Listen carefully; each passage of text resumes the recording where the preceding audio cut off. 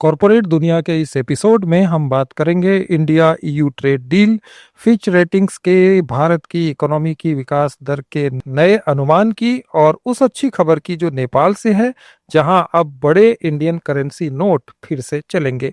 लेकिन पहले बात रूसी राष्ट्रपति व्लादिमीर पुतिन के भारत दौरे की, जो भारत रूस आर्थिक संबंधों को मजबूत करने का महत्वपूर्ण अवसर साबित हुआ।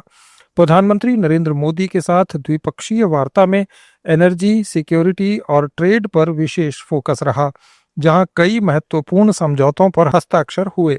भारत रूस का प्रमुख हथियार आपूर्तिकर्ता और समुद्री तेल का खरीदार बना हुआ है और वित्त वर्ष 2025 में बायलैटरल ट्रेड 68.7 अरब डॉलर तक पहुंच गया। इसके 2030 तक 100 अरब डॉलर के लक्ष्य की ओर बढ़ने की संभावना है।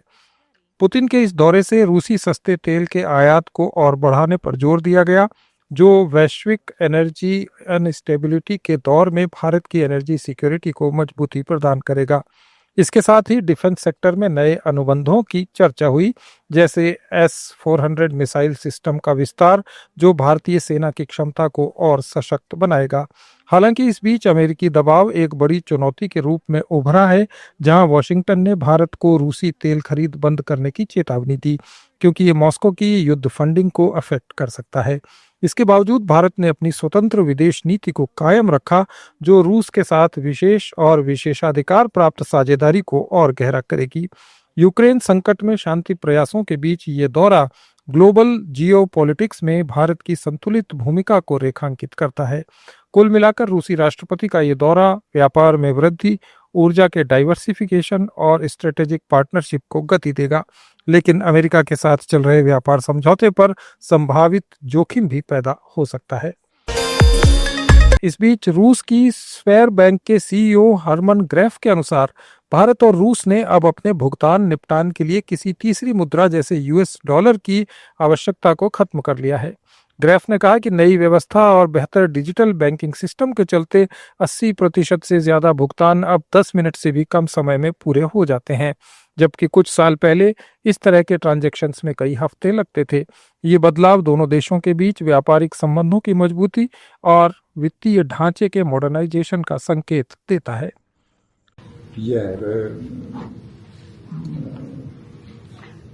Regarding last year, we increased our operations more than 14 times. And before it was impossible without dollar. Now we are doing that in a short period of time. We have, when I remember right, the number. वाणिज्य और उद्योग मंत्री पीयूष गोयल ने कहा कि भारत और European union के बीच चल रही मुक्त व्यापार समझौते की वार्ता तेज गति से आगे बढ़ रही है। CII पार्टनरशिप समिट में गोयल ने भारत को विश्व का सबसे स्थिर और भरोसेमंद भागीदार बताते हुए कहा कि इंक्लूसिव डेवलपमेंट पर आधारित हमारी इकोनॉमी ग्लोबल इन्वेस्टर्स के लिए सबसे अच्छा डेस्टिनेशन बन चुकी है। यूरोपियन यूनियन के अनुमान के अनुसार समझौता होने के बाद 2030 तक दोनों पक्षों के बीच बायलैटरल ट्रेड मौजूदा 124 अरब यूरो से बढ़कर 200 अरब यूरो तक पहुंच सकता है। If one looks at the India story, it stands as an oasis in the desert, a reliable, trusted and forward-looking partner, friend to all, working with countries around the world to open borders, to expand trade, create the framework conditions to grow economic partnerships, strengthening its institutions, regulatory processes, our democratic institutions, the rule of law that the judicial process offers, and also working on a developmental model which has at its core inclusive and sustainable growth, which is focused on the welfare of 1.4 billion Indians, which has strengthened our economy, our fundamentals of our economy, and which has on the twin pillars of huge investments in infrastructure and encouraging consumer spending, become one of the fastest growing large economies in the world. Nepal में अब 100 रुपए से ज्यादा मूल्य के Indian currency notes के चलन का रास्ता साफ हो गया है। रिजर्व बैंक ऑफ इंडिया ने नेपाल में ऊंचे मूल्य वाले नोटों के विनिमय को मंजूरी दी है। अभी तक नेपाल में केवल 100 रुपए तक का भारतीय नोट ही स्वीकार्य था, लेकिन अब 200 और 500 रुपए के नोट भी वहां चलेंगे। नेपाल राष्ट्र बैंक इसके लिए अलग से सर्कुलर जारी करेगा, जिसके बाद आम नागरिक और टूरिस्ट बड़े मूल्यों के नोट लेन देन में इस्तेमाल कर सकेंगे। 2016 में भारत में नोटबंदी के बाद नेपाल राष्ट्र बैंक ने बड़े मूल्य के भारतीय नोटों का विनिमयन रोक दिया था। अब भारत ने नेपाल और भूटान में 25,000 रुपए तक इंडियन करेंसी ले जाने और लाने की अनुमति दे दी है। फिच रेटिंग्स ने देश की इकोनॉमी के विकास दर अनुमान को चालू फाइनेंशियल ईयर के लिए बढ़ाकर 7.4% कर दिया है। पहले ये 6.9% था। एजेंसी ने कहा कि चालू फाइनेंशियल ईयर में बढ़ता निजी उपभोग देश की अर्थव्यवस्था को रफ्तार दे रहा है।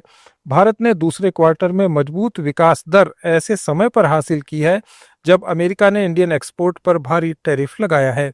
आरबीआई ब्याज दरों के कटौती चक्र के आखिर में है और यहां से रेपो रेट 2 वर्ष तक स्थिर रह सकता है। वित्त मंत्री निर्मला सीतारमण ने राज्यसभा में कहा कि सितंबर में लागू किए गए न्यू जनरेशन जीएसटी सुधारों से आवश्यक वस्तुओं पर टैक्स की दरों में भारी कटौती हुई है। इससे आम उपभोक्ता को सीधा फायदा हुआ है। उन्होंने कहा कि दाल, आटा, दूध, सब्जी और फल जैसी रोजमर्रा की वस्तुओं पर जीएसटी की दर में 5% तक की कमी आई है। सरकार का अनुमान है कि इन कदमों से अर्थव्यवस्था में करीब 2 लाख करोड़ रुपए का अतिरिक्त उपभोग प्रोत्साहन मिलेगा। The other most important point which I wanted to, there are few more replies that I have to give, sir. Shri Girirajan, I'm not sure he's here now. So he said middle class is unhappy, there is high inflation, salaried class is being penalized. So this is an excise duty, tax is being imposed on cigarette smoking. I am not sure how I'll be able to answer that. Sir, and also, inflation is high. So inflation, CPI is below 3%. Below 3%. And in the last 6 months, it has remained well before the tolerance limit which is given under the FRBM. So even now, if I have to answer on high inflation, it's a bit difficult. We can always reserve it for the day when really inflation is much higher than the forbearance limit. And Honorable Member Arun Singh ji has spoken elaborately about the GST next generation. So the GST cuts have actually benefited people on their daily use items. I've been going, wherever I go to the local shops and ask them, are customers coming? Are they buying? Are they asking questions about how much the rate has come down on that particular commodity that they want to buy? Or you are helping them to understand. Everywhere I am getting reports that yes, the rates have come down. SEBI ने financial influencer अवधूत साठे और उनकी company अवधूत Sathe trading academy को security market से ban करते हुए उन पर 546 करोड़ रुपए की अनुचित कमाई वापस करने का आदेश दिया है। ये कार्रवाई बिना रजिस्ट्रेशन, निवेश सलाह और रिसर्च एनालिस्ट सेवा प्रदान करने के आरोप के आधार पर की गई है। सेबी ने पाया कि ASTAPL और साठे ने 3.37 लाख से ज्यादा इन्वेस्टर से 601 करोड़ रुपए इकट्ठे किए।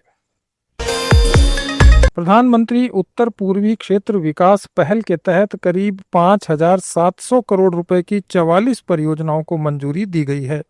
पूर्वोत्तर क्षेत्र विकास मंत्री ज्योतिरादित्य सिंधिया ने कहा, पीएम डिवाइन मंत्रालय की सबसे महत्वपूर्ण योजना है जिसे 2022-23 के बजट में शुरू किया गया था। इसकी लागत 6,600 करोड़ रुपए है।